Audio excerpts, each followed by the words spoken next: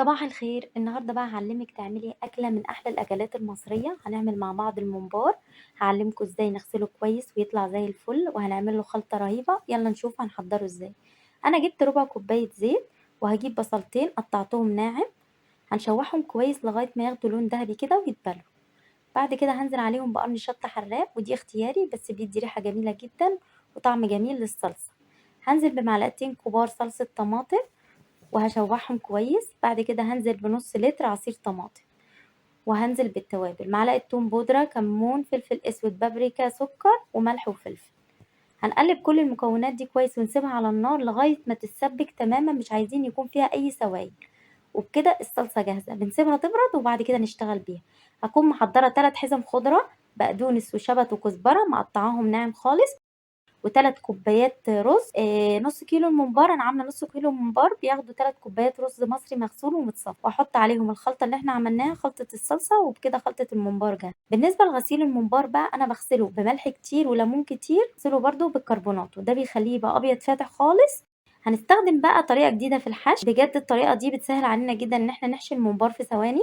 هجيب ازازه حاجه ساقعه صغيره خالص، وهبدا اقطعها بالسكينه، وهاخد الجزء اللي فوق ده وهستخدمه كانه قمع كده، وهبدأ أقلب المعلقة وأدخل طرف الممبار في الإزازة من فوق، في بق الإزازة من فوق، ونبتدي ندخل كده بقلبة المعلقة أو بإيدينا الحشوة. وبكده الحشوة بتخش بكل سهولة وببساطة خالص، بتخلصي كمية رهيبة في وقت قليل جدا.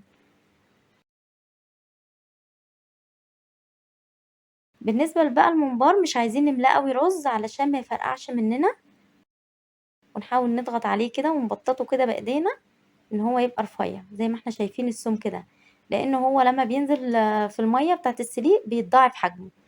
ولازم ينزل في ميه سخنه مغليه يا جماعه، ما ينفعش ننزله في ميه بارده. اول ما الميه تبدا تغلي كده نحط ورق لوري، حبهان، فلفل اسود، ملح، وننزل الممبار. بياخد حوالي ساعه بالظبط وبيبقى تمام. نطلعه نصفيه ونسيبه يبرد، وبعد كده نحمره في زيت غزير ساخن لغايه ما ياخد اللون الذهبي الجميل ده. ما بياخدش 3 دقايق وبيبقى جاهز. بنصفيه على مناديل مطبخ زي ما احنا شايفين، خد اللون الرهيب. اول ما يخرج نرش عليه شوية فلفل اسود وشوية ملح، وبنقدمه بألف هنا. بجد رهيب. ونمشي على الخطوات اللي انا قلت عليها، هيطلع معانا مستوي وتمام وريحته زي الفل ونضيف جدا.